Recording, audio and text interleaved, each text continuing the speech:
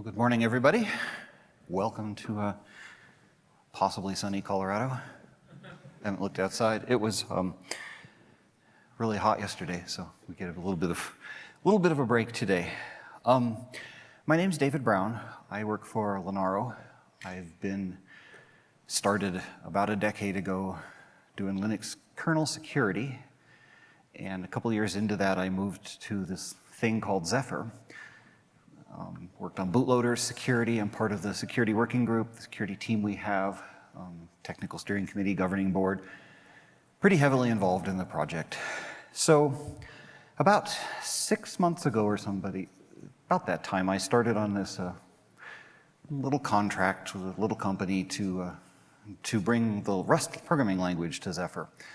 I don't know if there's a little background behind that. There's been a couple of efforts to do this, they varied from kind of ad hoc, well, you can kind of throw this stuff together and then make, unsafe extern fun calls and that kind of thing. There was another project that kind of brought standard, except that you had to rebuild the entire Rust tool chain.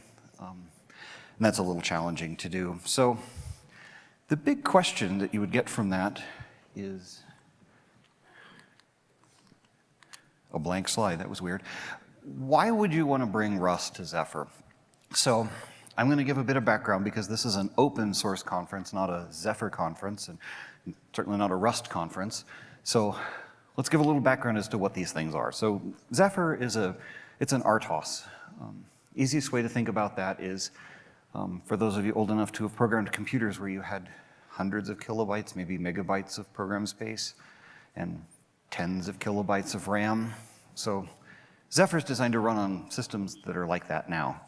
The kind of thing that would run inside this remote that I'm using to change screens. There's a bunch of them in your car, refrigerators, light bulbs, embedded things, hearing aids, windmills, these kind of things. Zephyr is an open source collaborative project under the Linux Foundation. I'm not sure if I got the wording right on that, but it's a lightweight kernel. It's got all the drivers, services, supports hundreds of different boards, lots of different chips, architectures. It's portable, secure, power efficient. The big thing it has over a lot of other RTOSes is it's this kind of all-in-one thing. You clone Zephyr, you configure it for the board that you want, you build it, and it works. That's actually really rare in the RTOS world. Usually you say, well, I want to work on this board, and so you go find the build of the RTOS that somebody's ported to that board, and you have kind of a mess at that point. So that's Zephyr. What is Rust? Rust is a programming language. That's kind of a really crazy overview. It's fairly modern. The idea of Rust is to give you a language that can be used for low-level tasks, high performance, but gives you memory safety without needing a garbage collector. It gives you a lot of other things like fearless concurrency, modern tooling. There's a tool called Cargo where you can have a simple file that says, oh, I depend on these things, and it takes care of downloading those and building them for you and including them in your application. So the goal of Rust on Zephyr is to get the advantages of both of these, because people will ask, well, there's a whole Rust embedded project, well, several projects. Why don't we just use that? And the simple answer is maybe you can if you have one of the 4 boards that people are using it on, and that works. But it probably doesn't work for everything. Zephyr supports thousands of things, all these different hundreds of boards, configurations. It has all these stacks. So if we combine these, we can get the advantages of Rust, of memory safety, this concurrency, tooling, and all the advantages of the Zephyr environment as well. So the goal of this project was to be able to write Zephyr apps entirely in Rust. So that means not Rust plus a bunch of glue-C code, which I'm quite familiar with. I've written lots of that. But the goal was to not have to do that. And realistically, there's about 20 lines of glue-C code right now due to, it was a little bit more than that, but there's some things where Zephyr takes heavy advantage of macros, and the only way you can deal with that is have C code that invokes the macros. But we want to have clean bindings to Zephyr APIs. This is not about unsafe block of code to go into Zephyr. This is abstractions that feel like you're writing Rust code, except they're using things in Zephyr. Part of that was to have asynchronous friendly interfaces to device drivers. As we'll get to, that's not actually done yet, but it's present. And to have a fairly simple developer experience. So not goals is to rewrite all of Zephyr and Rust. But even part of that, beyond that, that's just not to replace parts of Zephyr with Rust code. We're not writing the kernel in Rust. We're not replacing drivers. We're not even really setting you up to be able to write drivers in Rust. This is about somebody developing applications. That other thing is not necessarily a not goal. It's not a goal of this project, and it's something that has a lot more political work that needs to be done in order to get somewhere with it. The goal being you can show how nice it is to write applications. Maybe people will want to see more code. I don't intend to replace Zephyr's build system. If you're familiar with it, it's built around the kconfig system from the Linux kernel and a lot of Python code and CMake, and a tool called West, which kind of drives the whole thing. But I also don't intend to replace Cargo. So the Rust code is built with Cargo. Cargo is available to use to write your dependencies in. I can say, just use these crates. If there's a crate out there that works with no standard, it probably will just work. And it's surprising how much it does work.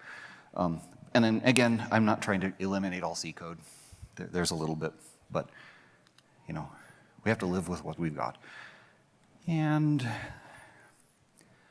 this thing stopped working entirely. I don't know why.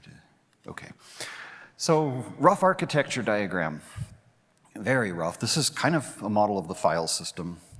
There's a top-level directory. This is maintained by the West tool. There's the Zephyr tree, which contains the code for Zephyr and much of its core functionality. There's a CMake list file in there. There's a kconfig. There's a lot more directories than the two I've listed, hence the dots. And then there's a directory called modules, which has HALs, all kinds of third-party stuff. And one of the modules that's in there is this thing called Zephyr lang rust, which also has the CMake lists file and a kconfig in it. That's how it integrates in with the rest of Zephyr. But then it has 4 things which are actually Rust crates that contain Rust code that are built with the system. And the CMake magic makes all of this stuff transparent, so you don't have to set up paths and weird things, because these things don't come out of the crate ecosystem. They're very intimately tied to the specific Zephyr version that they go with. And so that's all kind of kept together as part of the build system.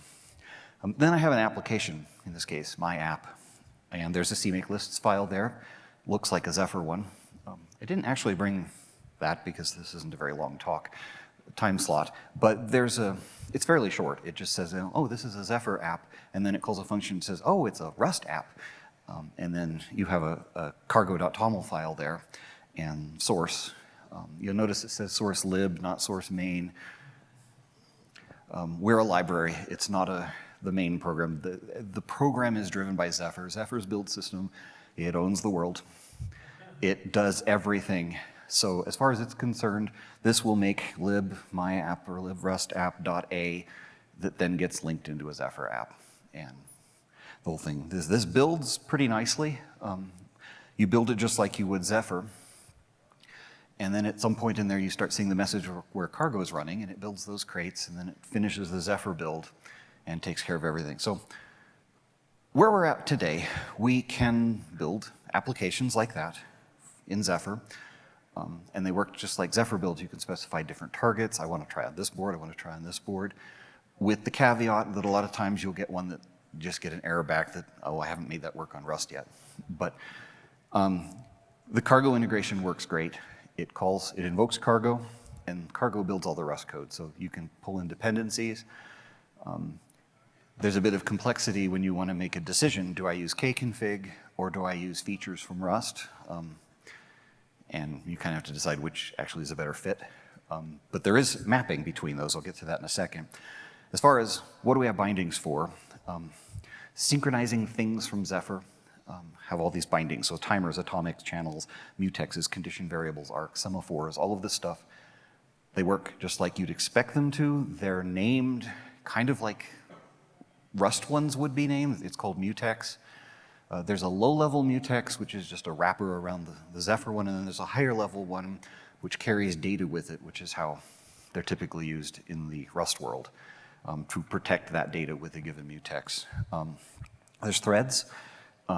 It's a declarative mechanism, so this is actually one of the places where once you get into Rust, you realize, oh, this is easier than it is in C.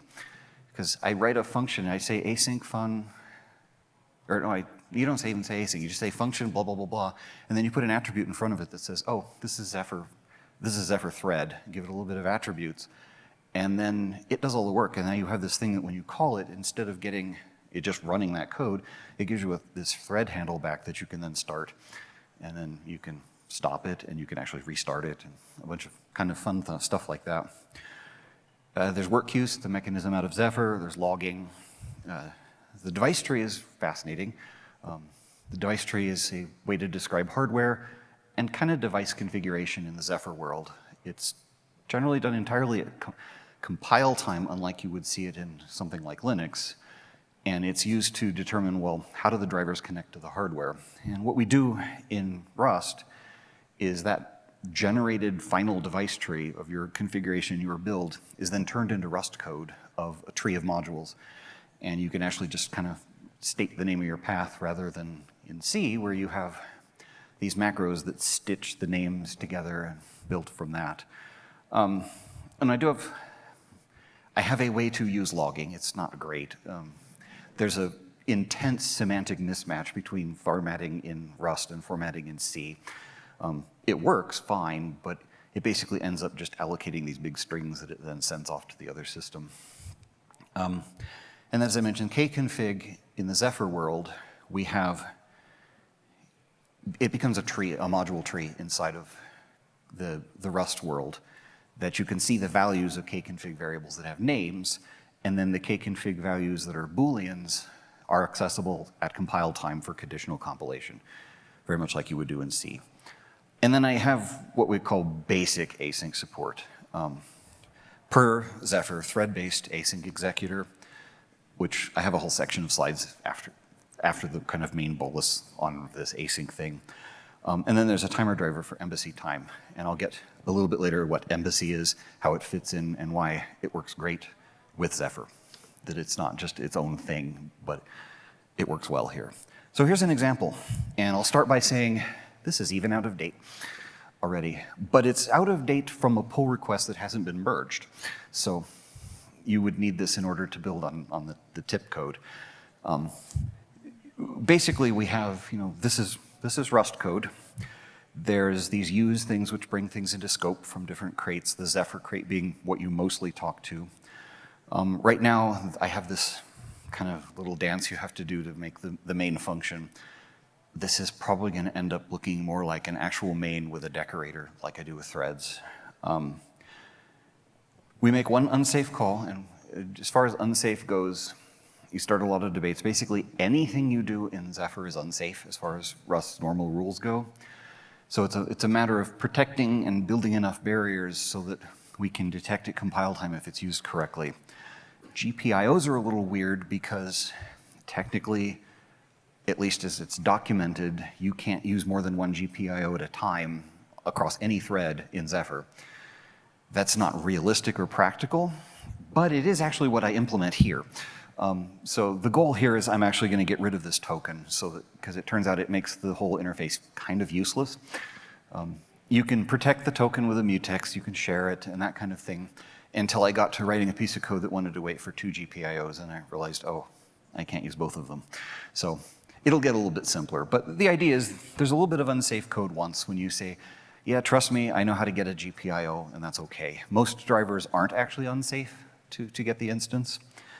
But then the rest of this is just, now that thing is a Rust wrapper around a Zephyr object, and you can call methods on it, and you get results and answers and stuff out of it. So what's working out of all of this? The core Zephyr APIs are accessible. As I said, all those things that I listed before. And I have async executors, and we have small, real apps that run on real hardware. And I can actually show one later if anybody's really interested And there's a community interest. I do have a personal project that has some interest in this, which I can show people that are interested afterwards too. So what needs to be done? So the big thing is there's a lot more to Zephyr than this has access to. There's many subsystems, there's a networking stack, there's sensors, USB device support. This stuff needs to be usable nicely from Rust. It's there. You can call it with unsafe. The way bindgen works, you just add pound includes and some patterns and you'll get all the definitions to be able to use it. But we need to make them usable. More drivers, that kind of thing. I have kind of starts of I2C and that kind of thing. As far as async goes, deeper async, get to that in a little bit, what I mean by that, but the ability for an async task in the Rust world to be able to sleep on a Zephyr primitive and then run later. Then that's not quite implemented yet. Better device tree implementation or integration, basically figuring that out right now. We parse the device tree and then we do a lot of, there's this YAML file that says, oh, by the way, if it matches this node, it's this kind of device, because it turns out that's not actually available information in the Zephyr tree. The only connection between them is what C code driver happens to claim that particular pattern. So there's not a clean mapping there, and that's kind of more of a fix on both sides to make sure that we kind of come to a coherent story out of that. And some of that is like better logging support. I've gotten a lot of ideas. There's a system commonly used in Rust for logging called dformat, DEFMT, and it is very efficient. It's like the logging is terse messages. It uses just indexes of strings instead of the strings themselves. And there's some ideas we have on how to integrate that so that both systems coexist at the same time. So you can see your messages from the Zephyr drivers. Of course, the other really neat one would be if we could make a Zephyr logging backend that went through dformat, but there's some ideas to do there. And then the other big question is user space. Right now, you cannot run Rust code in user space on Zephyr. This is Zephyr's notion of user space. Mainly that's because you can't spin lock in user space, and we kind of rely heavily on this as well as atomic variables and a couple of these other things. So there would need to be mechanisms for this. It's arguable how useful it is in the first place, since a lot of the guarantees you're getting out of user space are because of memory safety and these kind of things that Rust is already giving you. But it's doable. It just, when you enable it, you're going to get a performance hit out of it just by nature of what's happening. So what's challenging about doing Rust on Zephyr? I mean, I would say I've done a lot of the hard stuff already. We've gotten past a lot of that. Binding maintenance is challenging. We had a CI break because of a small API change. We're using bindgen, so we're not getting things like the invalid calls and that kind of thing, but somebody added a field to a struct, and I was initializing the struct, and I missed, that field wasn't in the Rust initializer. I made a change to that one, and that one was an easy fix. We implemented default. Tell bindgen, oh, just add default, so that you can effectively get the zero initialization that Rust's interfaces tend to assume. Bigger API changes have to be coordinated. That's a little bit more work. That's actually kind of the easy problem. The harder problem is this mapping C APIs to safe Rust patterns. So C code tends to look like C code. It's not just the syntax of the language, but it has pointers. There's no real clear indicator as to who owns the pointer, who can mutate the pointer. Rust really, really wants to know at compile time who owns the pointer and which one thing at any point in time in the code is allowed to write to that value. It's a core feature of how Rust's memory model works, and making that work with this kind of haphazard, oh, this is C code, you can do whatever you want world, is fun and kind of challenging. And then the other thing that turned into a kind of a fun, interesting bottleneck was it's a small ecosystem. There's not a very big community of people yet that want to do Rust on Zephyr. And part of the Zephyr process has these requirements for multiple code reviews. And that's challenging. I can get code reviews from the 2 other people that are interested. So at least we had 3. But, you know, I think that'll grow as this becomes more something that people are interested. So the big question there is, how can you get involved? What can you do? Maybe this sounds exciting, maybe this sounds completely uninteresting to you, but all I would say is try it. There's a URL here. There's also, it's in the official Zephyr documentation on how to do this. The documentation can be a lot better, I agree, but there's a start to it. Suggest improvements. Come online, come on the Discord channel. We have a Rust subsystem Discord channel on the Zephyr Discord thing, whatever they call it. I think it's a server. And join that. We've had a couple people and they say, well, I'm trying this and it doesn't work. And so we can go through and they say, well, turns out that's a documentation problem because it just isn't clear what you're supposed to do there. And a lot of that kind of thing.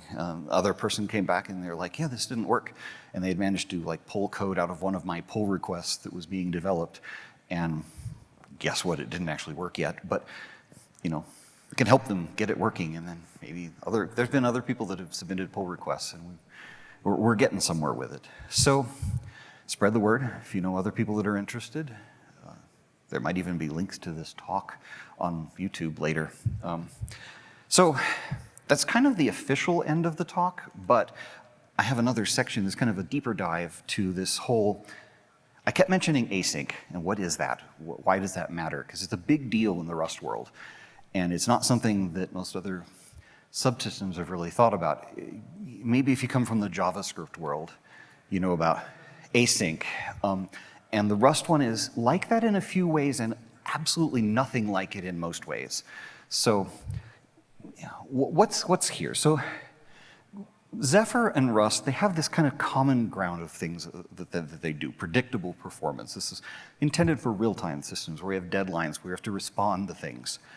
We want concurrency, and we want it to be robust. Zephyr does this through threads and message passing, semaphores, kind of traditional mechanisms behind that. And I have long-term reliability here. This is just, you can think of that in two ways. Long-term as in a system can stay running for a long time, and ideally, something that's running now will keep running. You know, your code will still work in the future.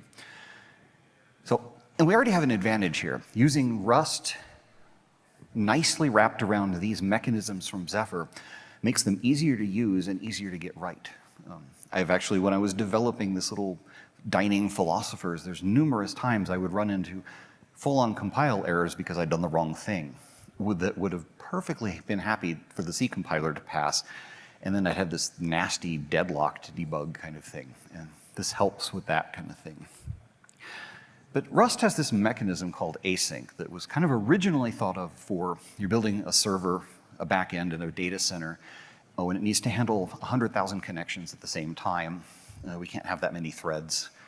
So we have this thing called async. There's these things called futures. And sorry, this is pretty short. These time slots are not that long, so we can get more into this if you are interested. A future is this block that holds the state. So instead of variables and stacks and call frames, anytime the block of code would have to suspend or go to sleep, it instead just returns, and the state that's in the future keeps track of what's going on so that you can go back into it and continue where it left off. And then there's these things called executors that, well, they drive the work forward. Their job is to have a set of async things. They call them tasks typically, and then it makes them happen until it picks one, makes it do work until it returns that, oh, I need a block for something. And then it kind of tracks the mechanisms to wake those up. It's really small. The implementation in Zephyr is literally it's about 20 lines of code, not counting the comments and stuff. So kind of summary of the difference here, threads, they're preemptive, they're different priorities, but there's a context switch cost to that. And then they have stacks. And that's really the big thing that's the disadvantage of threads. That, you know, I might be able to build a small embedded system and have 10 threads, and I'm using a good chunk of my RAM just for the stacks for those threads. That same test where I have just one thread running an executor, and I have 500 async tasks because their context is so much smaller. It's just the state. It's not, you can think of it this way. The stack on a thread is the worst case call depth. The state on async, or well, the stack on async needs to be the worst case through a single path to a place it would block, and that's it, then it returns. And so there is state, it's not unbounded, but the state is much smaller because it's just the data that matters for that particular thread. So async is cooperative though. You don't get preempted within a given executor, but there's not very much overhead. It's just function calls that return. The stack is shared between all of these and reused, so it's fairly efficient. So the way this works in Zephyr, I'm trying to keep an eye on the time here. We have Zephyr system with all these purple threads at the top. Below that, in this example, I'm going to pick 2 of those threads and I'm going to run an executor on them. And then within a given executor, I can run some set of tasks. So what does this mean? This means that those 3 tasks on the left are run cooperatively by a single Zephyr thread at that priority. They run to complete till a point where they're going to block, and then they return, and then it goes on to the next one, and it's able to run multiple of these. The other thread is at a different priority, and if one of those becomes ready and is runnable, it might interrupt that other one. So you get the preemptiveness, but it's at a coarser granularity than it would have been with just everything running in threads. I threw work queues in here because those work too. That's another, you could think of it as if you're a C programmer, you're constrained by the C programming language, what's the best way to do async? And that's what work queues are. They're these things that you can, like a future, it's a piece of work that you can give to it, and then it goes and runs it, and then when it's done, it can inform you through some mechanisms. So the question is why both of these? Turns out, so even in a system that's built around just async, there's a couple of these in the Rust world. There's Embassy, which I'll get to in a second. There's another one called RTIC. And the idea, even in that world, you still sometimes need things that are at different priorities. And they'll do that with interrupts, is typically the way that's done, where you have one that runs at user space, and then the higher priority things will be interrupts, but there's still async going on so that they can preempt and can have multiple, not preempt, but have multiple things running. So it's helpful to have kind of both of these things. Async is really good for the low-cost concurrency, especially if you have lots of things you're waiting for. Even logical abstractions that communicate with each other works well without the cost of having to share between the threads. The nice thing is you can make this choice in your app when you design it, or even later. You can change it. I actually have a really good example of that. How to choose? Well, threads have deadlines, parallelism. Async is good for lots of I/O, or at least it will be once it's useful for that. Lots of small tasks, efficient communication. But you can have different of these executors at different priorities when you know about, typically you'd use priorities in a real-time system based on deadlines. That if you have this kind of, things with the highest deadline need to be the shortest deadline need to be the highest priority so that they can get serviced when they need to. But let's go to a personal real-world example. I make my own keyboards, and they're pretty much entirely based on Rust code that's gone through numerous revisions. It's a kind of a steno, like court reporting style with QWERTY and this thing called typo in there. There's some complexity, and when I first started this, I had this single loop that ran once a millisecond. Went and checked everything to see if, well, does this need to happen, does this happen? And it got to the point where on my poor little Cortex M0 Plus processor, it was using more than 100% of the CPU to do this. Oddly enough, it still worked fine. If your keyboard delays a couple milliseconds when you're typing, you don't usually notice that. I am not a Twitch gamer. Nobody in that world would like my keyboard at all. So I went through, did some analysis, and I changed this to be async. It took a while. It's not that bad, but it was a lot of work, a little bit of work. So there's a bunch of these async tasks. I don't even know, I should count them at some point, that communicate with each other. And then there's messages and a bunch of these kind of simple mechanisms. But it's all the stuff that doesn't take much time. And then I have this one thread that does a computation. It's this complicated dictionary lookup for the steno translation. It was taking like 20 milliseconds before, which is fun when you have a 1 millisecond deadline. Now the keyboard is mostly idle. It's like 97% idle when you're typing. it goes to 100% idle when you stop typing because it doesn't do anything at that point. And amusingly, that 20 millisecond background task now takes 1 millisecond because it actually gets enough CPU time to do its thing. And I was really, really hoping to get this code working again on the Rust on Zephyr, because right now it runs in Embassy on a bare metal. And it's kind of gone back and forth between the two, but it's a great piece of code to actually exercise the Rust on Zephyr code, but I didn't get it working. I have hello world, so at this point. So kind of the conclusion from that, as I mentioned, this is kind of an add-on of just an expansion of what's one of the big things left to do. But it turns out it's actually not that big of a thing, because it took me about an hour to get an executor working on Zephyr. It's built around Embassy, which is intended initially for bare metal, that it would just be an executor that ran on bare metal, so you could do kind of some concurrency, but it was cooperative. But it turns out they wrote it really general, and it's really easy because of the way that's needed to support different processors and in different contexts of interrupts and user space. It actually was really easy to just make it work on Zephyr directly. I use a single semaphore to be able to go to sleep. Real embedded systems, it works great to use both, but there's more work. Right now, the async world is pretty separate. You can't block on a Zephyr semaphore, and that's a big thing because most Zephyr drivers use semaphores under the hood, and with that one piece of functionality, you could then have async wait on semaphores, or on drivers, and you'd have this, because that's one of the things I have to say is using async for drivers is amazing compared to the way most APIs for drivers end up working. So that is the content of my talk. I want to thank you. We do have a couple of minutes here for Q&A if anybody has any. I think there's some microphones in the back. If anybody has any questions about this, let me know.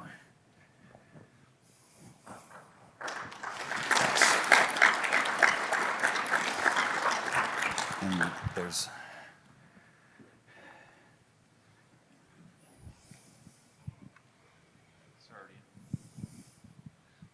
I saw that in your little example, you had to go unsafe to get something out of the device tree, and theoretically, those APIs could return a null pointer, but in practice, a lot of them, like if it compiled in the first place, something's there, and so I'm wondering how unsafe could that API be made, and how far would you have to drill down to do that? So there's actually no reason that for the most part, needs to be unsafe at all. I mean, it literally is only unsafe because it has the unsafe keyword in the declaration of the function.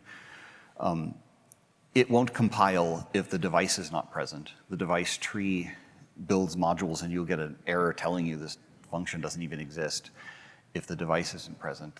It was a debate on the Discord channel concerning the safety of GPIO, and basically what it comes down to is that the GPIO interface in Zephyr isn't safe at all, in the slightest.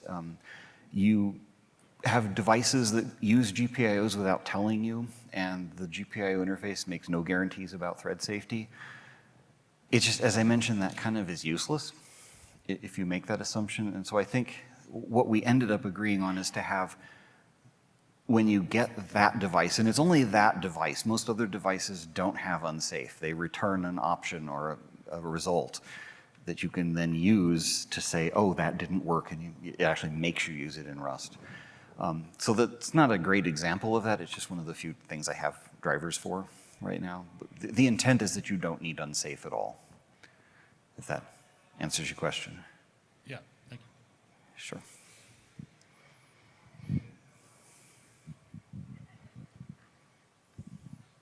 I'm curious if you could chat a little bit about, one of the things you mentioned was some challenges in the interface, especially around bind-gen and interfacing Rust and C code. I know one of the big problems is, out of the box, bind-gen provides semantic correctness, but doesn't guarantee soundness under the Rust semantics. And now you have a lot of complex C objects. So is there some holes there that still need some doing, or did you figure out a way to preserve soundness for the Rust language to the Zephyr interface? Bind-gen, as you mentioned, has nothing, offers no help there. It provides you with data structures and function calls and types for constants and stuff. And much of the work in creating the bindings that I have made is figuring out what does soundness even mean. And what you find is, for the most part, it's not even something that's documented. You may have a function in an interface in Zephyr that uses callbacks. And if you look at the really core ones, they'll actually tell you, like, oh, this is called from an interrupt context, and this is called from this. You start looking at various driver interfaces, and they don't even mention what context you're being called from. And then sometimes that's, well, let's work with the rest of the community, see if we can actually define this so we have soundness rather than it just happened to work. But that's why it's so much work.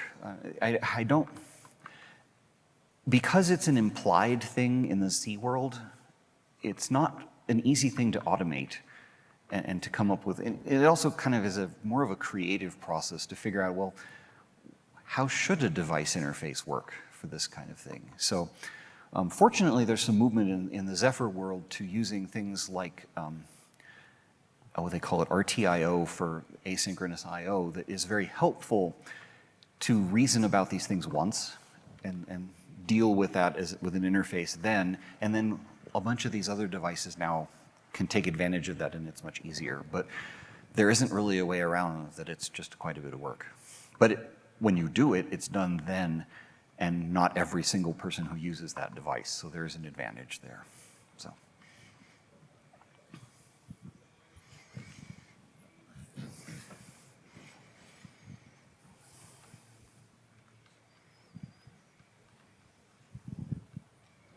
Can you talk about issues you've seen mixing async and threads? It seems like you could get into weird priority issues when you sort of have like happy cooperating elements and then rogue elements that don't cooperate.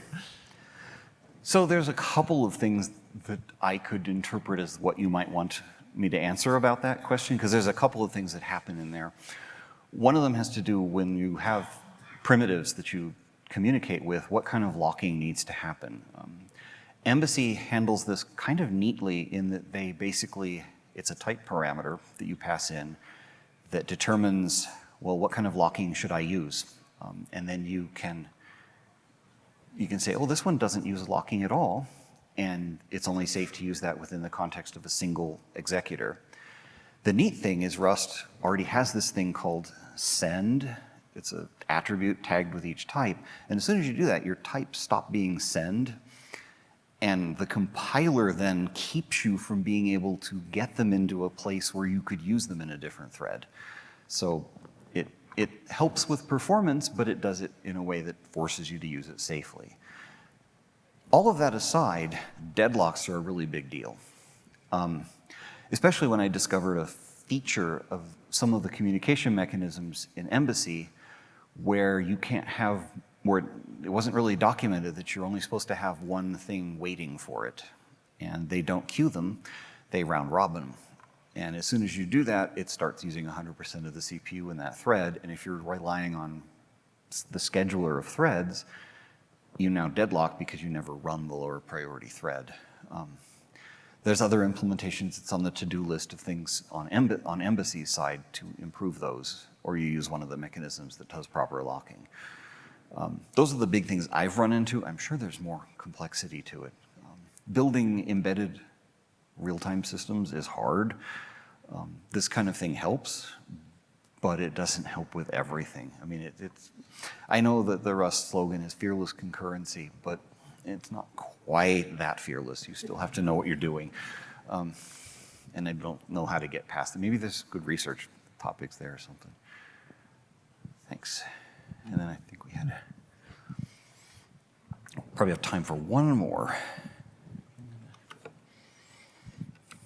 I'm curious if the recent RFC talking about thread safety and the device driver models, that all is going to inform your bind gen and sort of soundness work when it comes to that usage?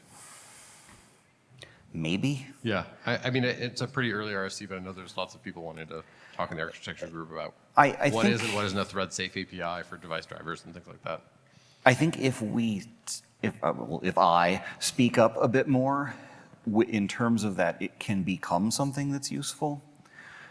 But yeah, I mean, there's kind of this tension always when doing something like Rust on Zephyr, that you're wanting to do something soundly, and sometimes we make great arguments that like Rust doesn't consider this safe because guess what, it's not. But if you look back at the history of Zephyr, when the project first started, there was a README file on the coding guidelines, and it was basically, we don't write safe code. Don't check things. If it doesn't work, it crashes. We've since learned that's not really a good idea. But the project as a whole is moving toward that. We're not there yet. So it's helpful, but yes, I think there's some insight that will help with a lot of things. So, well, thank you, everybody. I think we have off to lunch.